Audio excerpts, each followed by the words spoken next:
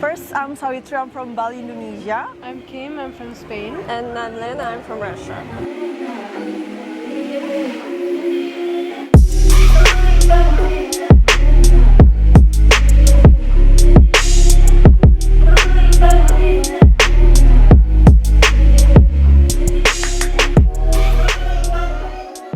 I was trying to see if I wanted to record with glasses or without, but the truth is I cannot see myself in the viewfinder of my camera if I don't have the glasses on, so I can't tell if I look better with glasses or without.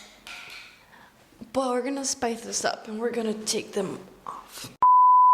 We're here today to talk about behind the scenes of Fashion Week. Let's be honest, these are the types of videos that I love creating and that just enable me to do something with the fashion world that I really want my scene to do, which is to take these like high fashion, like just the high fashion world out of a pedestal sort of and humanize it. So I've had the honor of going to Lisbon Fashion Week for the past 2 years with a newspaper that sends me to create content for them and for myself, and I get a press pass which basically enables me to be able to go to the backstage and talk to designers and models and, you know, be in the press room with all the famous people. How Fashion Week in Lisbon specifically works, because it does work differently in various cities, is it's all in one venue. If you have access, you can watch all of the shows because there's no shows happening simultaneously in different locations of the city. So it's all one venue, there's a program, and it usually starts with the fast talks.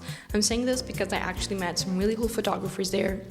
One from New York, one from Barcelona, and it was really fun to kind of discuss how different fashion weeks around the world work. I think it was Paris Fashion Week that one of them was saying how there's shows happening in different parts of the city at the same time. In order for you to go to a show, there's not like an entity of Paris Fashion Week that you address or that you can email like there is for Lisbon Fashion Week or for New York Fashion Week. Actually, you do have to email each individual designer or press company of the designer in order to get credentials or invites to go to the shows. While as in New York and in Lisbon, there's like an actual organization and entity, company or whatever that you email, and that helps you with any of the shows and any of the designers. So there's a bigger community there, I feel like. The first day of Fashion Week usually starts with the fast talks, which are panels with designers or people in the fashion industry. They usually try to make it with like international people. I did like the one last year more than this year. People weren't super prepared this year for what we're going to talk to. Just because you know something really well and you're really good at doing something doesn't mean that you'll be a good teacher. I feel like they brought people that had a lot of good, powerful knowledge, but weren't the best people to be presenting something to a large public. And I feel bad saying this because I don't like being a hater. I'm just saying this because it's like my honest opinion. I also felt like the audience was boring, and I'm saying this, but I was that person. And these things, it's interesting because you get the chance to talk to people that you would never get the chance to talk to, because they do ask the public to make any questions that they want, but they also mention a lot of times that they're in a hurry. You kind of feel like you want to make questions, but then you're shy because you're literally in a huge like thing of people, and then they're always like trying to rush you. You're like, do you actually have time for me to ask this question? So yeah, I want to be more out there. I want to start being the person who asks questions. I asked questions last year in the Fast Talks panels, and I don't know, I just look at 19-year-old Maya and I'm like, how did you have the ball to do the things that you did? Like this year, it was so hard for me to go up to the models and interview them. And last year, I just went up to every single person and their mother. I interviewed so many designers. I did so many awesome things. And this year, I'm just so much more shy. But anyways, Fast Talks, move forward. We then have a little after party, not too exclusive. I feel like anyone could probably have entered there. And it's fun. It's definitely not like a party to dance. It's more like a lot of people holding a champagne glass with fancy outfits, looking at each other and like chatting. Overall, I really like the fact that most of the designers were very open with their sustainability practices. We're really open about the difficulties of being a designer in Portugal. Criei a marca, tornei-me uma marca sustentável por tudo aquilo que eu tinha, que era zero, ou seja, eu não podia comprar grandes quantidades, e então isto foi crescendo e eu tornei-me uma marca sustentável com uma política sustentável, porque usava estoques já existentes em fábricas, porque produzia tudo no raio de 11 km e porque me permitia dar qualidade às mulheres que trabalham comigo, às pessoas que trabalham comigo. Eu acho que a consciência das pessoas mudou e acho que as pessoas estão mais sensibilizadas. Eu acho que o consumidor está mais exigente, logo as marcas também têm que se readaptar e de terem em conta uma série de fatores que se calhar anteriormente não teriam. Designers were also talking about how most stores that they sell to don't work in the quote-unquote normal selling model, but how the business model works is they will give the clothes to the stores, and then only when the stores sell the clothes do they receive the money. I think it was really fun seeing the mixture between maximalism and minimalism depending on the designers. There's this designer in particular that I interviewed that you'll see throughout this video, and I asked her about what was something about her brand that she felt like sometimes didn't come across, or like a message that she just wanted to highlight for the public, and this is what she answered. É que sinto que a sua relação pessoal com a moda tem mudado desde que criou a marca, na forma como se veste, como olha para uma peça de roupa. Ai, mudou bastante. A paixão é a mesma, mas sim, numa perspectiva diferente. Se calhar, enquanto Vera Fernandes, numa perspectiva mais sóbria, enquanto criadora, exatamente o oposto. Aconteceu aqui alguma coisa que me dá vontade de fazer de ser cada vez mais, e acho que a prova também é um bocadinho esta coleção. Há alguma coisa na mensagem da buzina que às vezes passa despercebida ao público que quer mesmo fazer ponto? Eu acho que a buzina quer fazer barulho e isto ficou claro nesta coleção, mas acima de tudo tem a ver com a autoestima e atitude de qualquer mulher, ponto. Vistam o que quiserem, como quiserem, mas sintam-se bem, porque se estiverem bem convosco, não há peça que vos fique mal. It's really fun being able to see tons of people that are trying to enter the fashion world and that are putting themselves out there. You know, a lot of girls and guys were attending the shows and they're like, want to be models and they don't really know how to get into that world. A lot of girls my age or a little bit older than me that are working for magazines, and I always wonder what people work in and what like their jobs are in. Olha, não há fórmulas mágicas e cada caso é um caso. O não é sempre garantido. Tentar, voltar a tentar e tentar quantas vezes for preciso, que é o melhor conselho que se pode dar a alguém. Não é nada motivacional, acho que é mais do que isso, acho que é real.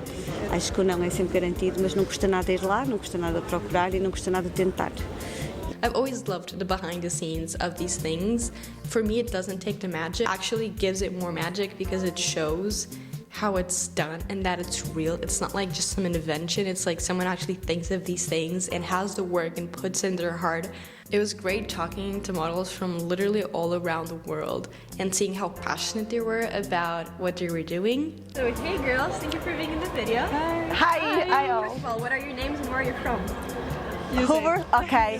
First, I'm Savitri, I'm from Bali, Indonesia. I'm Kim, I'm from Spain. And I'm Lena, I'm from Russia. Is this your first fashion week? No. In Lisbon, for me, yes. I actually been attended last year. Okay. Yes, October, yeah, I think. Yeah. And you?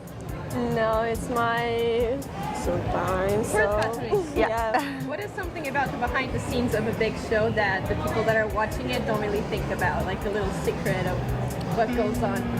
I personally, being a little bit a surprise in the beginning, but right now I get used to it. But the most important thing that is happening inside or in backstage, it's the curious thing. A lot of photographers coming, like hurry up, yeah. It's also great being the second year that I go, seeing the evolution of some designers and some models. I talked to this model that literally has the haircut of my dreams. I'm so scared of doing that haircut because I have a potato face. But I talked to her and it was great seeing her evolution and her change in looks. And she literally did like 2 outfits for a lot of the shows. Like she walked 2 different outfits in one show. How crazy is that? Eu acho que ter ido para fora ajudou-me imenso a evoluir. Estive em Milão esta season e é isso que se fez imensa diferença. I think for me, because my life right now is just a mixture of really peaceful environments with really agitated New York, all over the place environments. It's really fun to go to those events for like 4 days and be a part of it. But in the 4th day, I also always realize it's becoming a little tradition how I wouldn't be able to do it full time. The fashion industry, as much as it has meaning behind it, as much as it has so much hard work and value and traditional techniques and knowledge, it's also like a world of appearances. It's a world of a lot of vain things, and I don't like when I go into these environments and I just meet people that are there for the vain part of it. I don't know, I like to think that I have a good equilibrium between the visual vain part of things and the knowledge. Like last year when I was invited to go to all the shows, I literally did a research on a PDF of all of the designers and what they did, like the history behind their clothes and everything. Like another super relevant thing in these events for probably a lot of people is imposter syndrome. And imposter syndrome has been talked about so much the last 2 years, so I don't mean to be boring. Imposter syndrome is when you are in a situation and you feel like you shouldn't be there because you don't deserve it. It's funny how I now think about it, and imagine me, 20-year-old girl. I'm there and I feel a ton of imposter syndrome because I'm there because I have a YouTube channel with 70,000 subscribers, so I'm super proud of it, but still, I have a YouTube channel. And probably no one that's there knows it, and I'm just there. If a magazine had hired me to be there, I would probably feel so much more confident. And it's so stupid because when I think about it, it's like you have your own quote-unquote magazine. Sure, it's not as big as like one of the biggest American magazines or whatever that are there to shoot, but still, you have your own stuff and you are there, you have a credential to be there. You didn't steal anything from anyone, you didn't sneak in. I like talking about it because I never want to portray an image of infinite confidence and 100% of security in myself. I do a lot of things, and as I've said a million times, I do them most times because I just fake it. I fake my confidence. I fake that I know what the hell I'm doing. In this world, it's so much a question of putting yourself out there. Just being able to receive no after no after no. Email those people. Be the annoying person. Because I'm telling you, most people that are in huge roles right now, they did that to get where they were. So when they receive an email from you and they see that you have great work, even if it's a ghost portfolio of work you did for imaginary brands, if they like what they see that you're driven, that you are hardworking, they will want to help you. Obviously, there's a lot of arrogant people in this world. There is a lot of people that, I'm just gonna say it, they don't feel good about themselves, and so they want to put you down. That literally happened to me. Story time. I am not a dramatic person. I'm not someone that has a ton of conspiracy theories, but this happened to me, and I'm like 99% sure that the person who did it on purpose. I was going to interview my top 2 or top 3 favorite designers. I put my name on the list to interview her with the PR person, and then that designer came to the press room. Everyone was interviewing her, one person at a time, and then the PR person goes up to the designer and says, okay, that's all for today, no one else wants to interview you. And I instantly run to the person, I'm like, no, I still want to interview her, I put my name on the list. And mind you, the designer was literally had turned her back and was 2 steps away. So she could have turned and said to the designer oh wait, Maya still wants to interview you. She looked at me, she took 1 minute to fold the pages of her notebook, look for my name, while the freaking designer was just walking away. And she was like, oh no, your name is not on the list, your name is on the list of the previous designer and you didn't show up. Even if she actually didn't understand that I wanted, because I have to go up to her and say I want to interview X designer, even if she understood the name that I said wrong and miswrote it, she didn't make the effort to literally just turn herself and be like, oh Martha, wait, there's still a girl here that wants to interview you. She smiled at me with the most condescending smile, I'm sorry. And the reason why I didn't run to the designer and ask her, which would be what I would do, is because I did that the previous day when I wanted to interview a designer, and she talked to me and said that I couldn't approach designers. I had to tell her that I wanted to interview the designers, and she would tell the designers. I almost cried of frustration, and it wasn't even for the interview, even though I literally prepared awesome questions for her and it would have been great for the YouTube channel. It was because I saw that person wasn't making an effort to help. And in this industry, we need to stick together and help each other. Anyways, it was just a great experience. I met a New York Fashion Week photographer that is now living in Portugal. I met such a kind photographer. I didn't meet him. I had met him in the other season, and he knew that I'm shy to go to the backstage, and he recognized me from last season, and he came up to me, the photographer from Barcelona, and he was like, okay, you're coming with me to the backstage because I haven't seen you there this season and you need to come. So yeah, I've been talking for a little bit now. I think this is all I wanted to share with you for this season of Fashion Week. My zine is from people to people, and so I feel like this content, I don't know, as I said in the intro, I think this content really pushes out the message that I want this channel to portray. So let me know down below if you like this type of content, what videos you'd like to see next, and I'll see you next Sunday. Bye!